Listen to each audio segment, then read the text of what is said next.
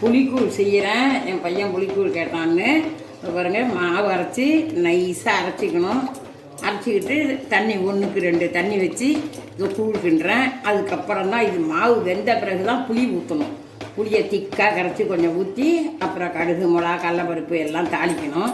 அது அப்புறம் காட்டுறேன். இதை பாருங்க. இப்போ கூழ் இப்போ புளி ஊற்றிட்டா வேகாதுங்க. என்னால் முன்னாடி இருக்கணும். ஆனால் இட்லி அரிசி, பச்சை அரிசி கிடையாது, இட்லி அரிசி தான்.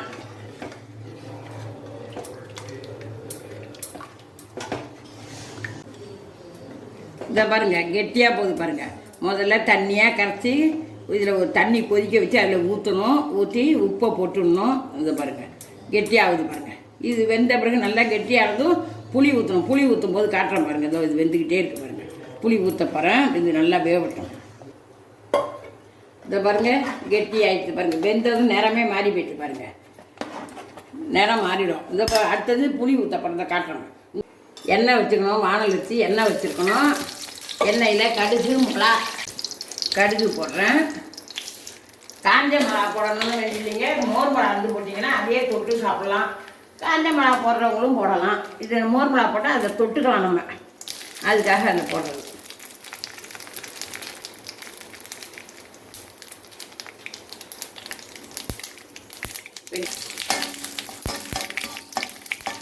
பாருங்கள், மிளகா போட்டிருக்கேன். காஞ்ச இது மோர் மிளகா கிள்ளி போட்டிருக்கேன். மோர் மிளகா போட்டிருக்கேன். கடுகு போட்டிருக்கேன். வெடிச்சுட்டு பாருங்கள், கடலப்பருப்பு போட்டிருக்கேன்.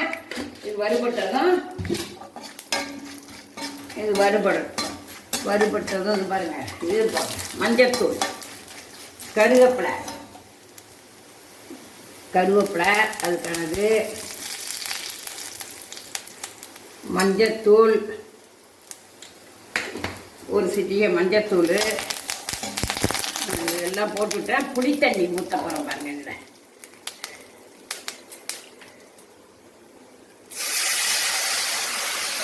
ஊற்றிட்டேன்னா புளி தண்ணியை அதை எடுத்து இதில் ஊற்றணும். புளி தண்ணியை இதில் ஊற்றணுங்க. இதுதாங்க புளிக்கூழ். சூப்பராக இருக்கும். செஞ்சு பாருங்கள். நல்ல டேஸ்ட்டாகவும் இருக்கும். பெருங்காயம் போடுறேங்க. பெருங்காய பவுடர் போட்டிருக்கேன் பாருங்கள். டேஸ்ட்டாக இருக்கும், நல்லா இருக்கும். சாப்பிட்டு பார்த்துட்டு கமெண்ட் பண்ணுங்கள். பேத்தி சேனலுக்கு சப்ஸ்கிரைப் பண்ணுங்கள், ஷேர் பண்ணிக்கோங்க. இன்னும் என்னென்ன ரெசிபி வேணுமோ கேட்டிங்கன்னா செஞ்சு காட்டுவாங்க. எல்லாம் கிராமத்து இது மாதிரி இருக்கும், நல்லாயிருக்கும். இதெல்லாம் உடம்புக்கு நல்லது. துண்டு போட்டு காட்டுற பாருங்க. அல்வா மாதிரி துண்டு போட்டுடலாம். இதை பாருங்க, தட்டில் எண்ணெய் ஊற்றி வச்சுருக்கேன். இப்போ இதுலேருந்து ட்ரான்ஸ்ஃபர் பண்ணுறோம் பாருங்க.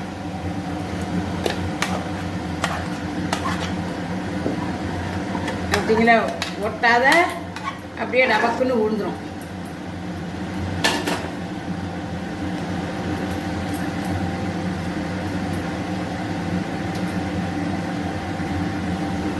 இப்படியே ஒரு கரண்டி எண்ணெயை வச்சுட்டோன்னு வச்சுங்க. அப்படியே ஆடி போயிடும். ஆடி போனதும் துண்டு போட்டால் அல்வா துண்டு மாதிரி துண்டு போட்டதும் காட்டுற பாருங்க எப்படி இருக்குன்னு சொல்லுங்கள். பார்த்துட்டு செஞ்சு பார்த்துட்டு சாப்பிட்டுட்டு கமெண்ட் பண்ணுங்கள். பேத்தி சேனலுக்கு சப்ஸ்கிரைப் பண்ணுங்கள், ஷேர் பண்ணிக்கோங்க.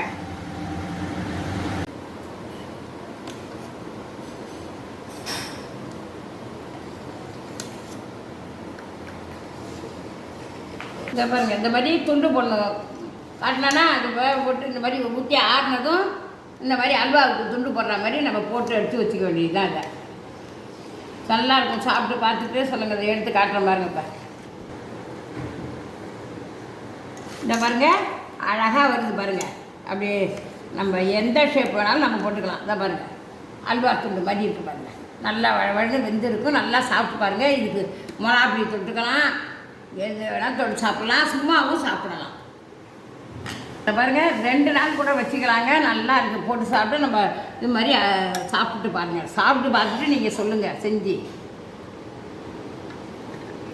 இந்த பார்த்தீங்களா, இதை செஞ்சு சாப்பிட்டு பார்த்துட்டு கமெண்ட் பண்ணுங்கள், ஷேர் பண்ணிங்க. பேத்தி சேனலுக்கு சப்ஸ்கிரைப் பண்ணுங்கள். பாருங்கள், அழகாக துண்டு இப்படி வருதுங்க. இப்படியே நம்ம சௌரியத்துக்கு இப்படி அடுக்கிக்கலாங்க. நம்ம ஷோ பண்ணிக்கலாம். அந்த பாருங்கள், மேலே இப்படி எடுக்கலாம். ம்